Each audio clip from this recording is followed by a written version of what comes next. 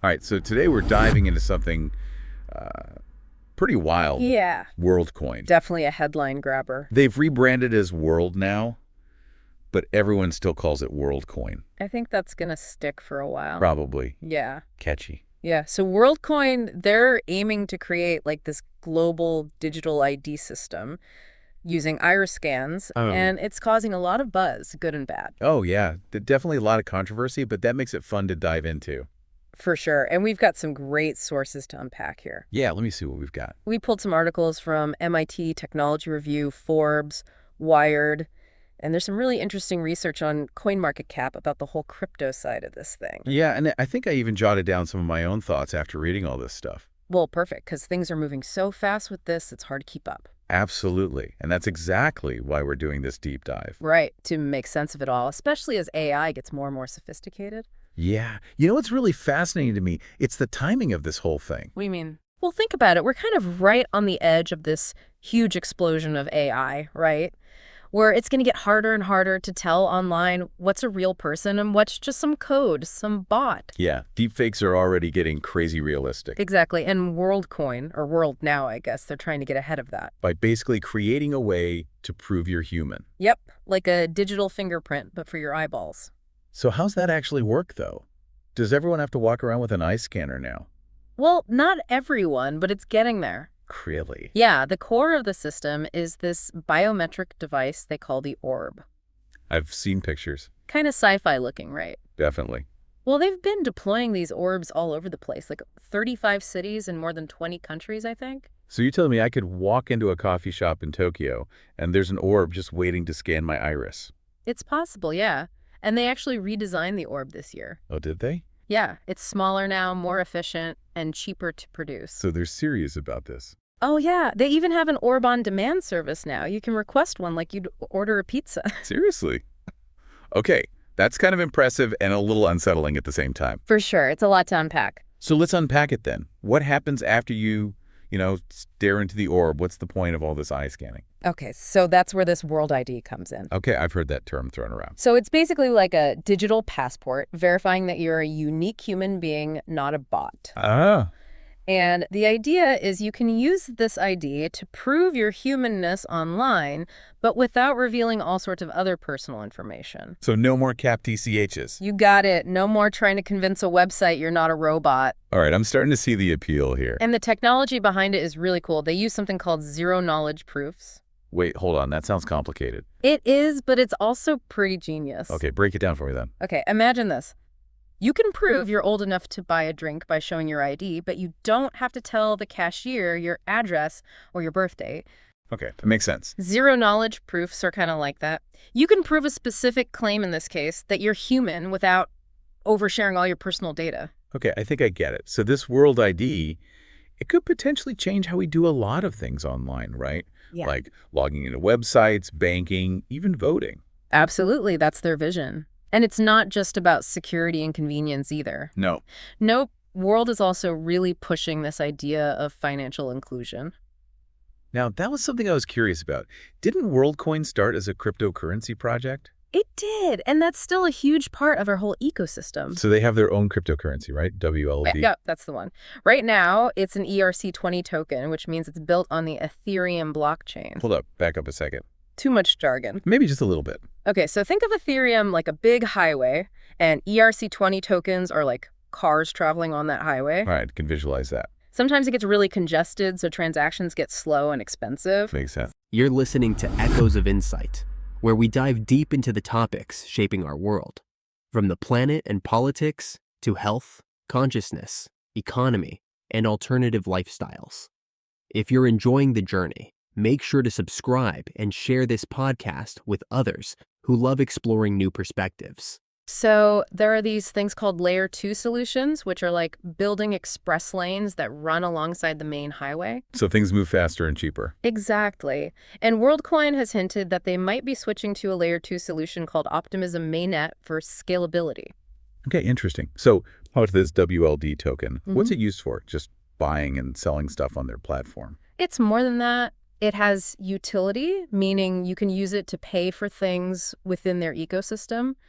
but it also has governance properties. Governance. Yeah, so token holders get to vote on how the system evolves, kind of like having shares in a company. Oh, okay, so it's not just about making money off the token itself. Right, it's about having a say in the future of the whole WorldCoin project. And they're even talking about using WLD for universal basic income, right? Yep, that's one of their big, ambitious goals. We can get into the details of that later, but it's definitely a radical idea. It is, but first, I think we need some context. How's WorldCoin fitting into the whole cryptocurrency scene right now?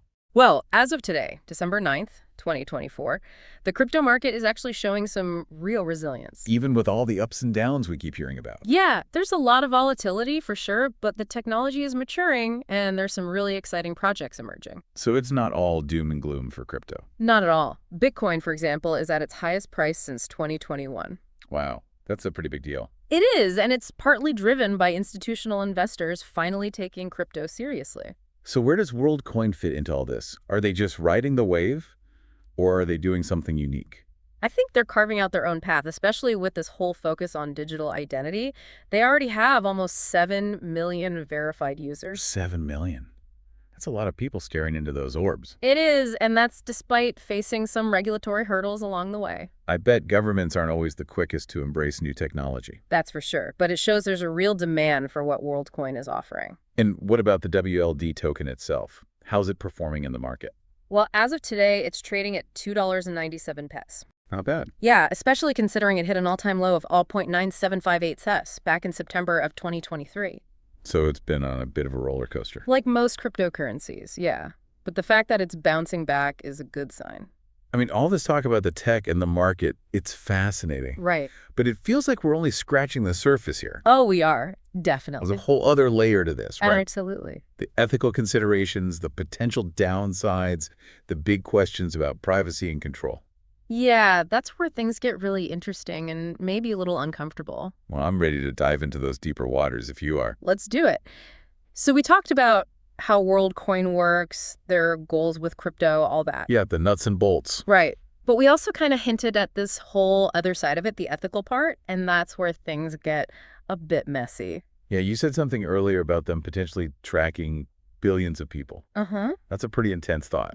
It is. It definitely brings up some sci-fi vibes, doesn't it? Like, are we all going to be constantly monitored? It's a valid concern, though, right? Okay. Any system that's collecting that much biometric data, I mean, it makes you wonder about privacy, about misuse, all that. Absolutely. Those are huge questions. I mean, iris scans, that's pretty personal stuff. It is. It's not like a password you can just change if something happens. Right. So what happens if this data gets hacked or ends up in the wrong hands? That's the big question, isn't it? I mean, WorldCoin claims they're using top-notch security, all that, and that the iris scans are irreversibly hashed, so they can't be reconstructed even if someone steals them. But any technology can be vulnerable, right? That's true. There's always some risk. And it's not just hackers we have to worry about. Nope. Governments could demand access to this data. We've seen how facial recognition is already being used for surveillance in some places. Exactly. So could WorldCoin become a tool for mass surveillance? It's a possibility we can't ignore. It really makes you think about consent, too. Yeah, for sure. Are people really understanding what they're signing up for when they get their iris scanned? Especially in those regions where they're getting paid to do it. Like, are they making a truly informed choice? That's a really tough question, you know.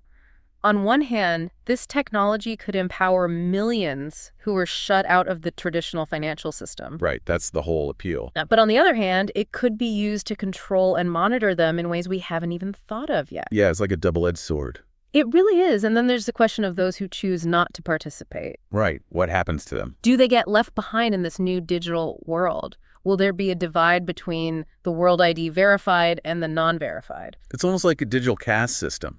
Those with the ID get access and opportunities, and those without it are on the outside looking in. It's a dystopian thought, but it's not entirely implausible. No, it's not. And that's why having these conversations now is so important. Absolutely, before these systems become so ingrained that it's too late to change course. So what can we do then? If this technology is potentially so risky, should we just abandon it altogether? I don't think it's about abandoning innovation completely. It's more about approaching it with a critical eye. Okay, I see what you mean. We need transparency, accountability from the companies building these systems, and safeguards to protect our rights and freedoms. Which means we need some serious regulations around this kind of tech. Definitely. But you know how it is. Governments are often slow to catch up to these kinds of advancements. That's the truth. And that's why it's even more important for individuals to be informed, understand the risks and benefits, and make conscious choices about how they interact with these technologies.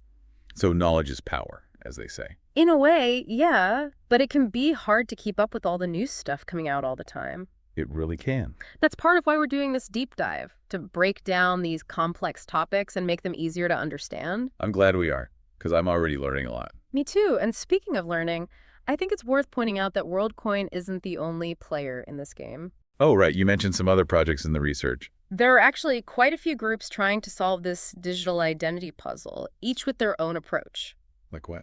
Well, there's Proof of Humanity. They rely on social verification. Okay. Then there's Bright-Eyed, which uses networks of trusted connections. Interesting. And you've got, on FIDO, they focus on AI-powered identity verification. Huh. Using AI to prove you're human, that's kind of ironic. It is a bit, right. And there are even some more traditional players getting involved, like TreeU, which is an app developed by a bank in Australia. So it's not a winner-take-all situation then.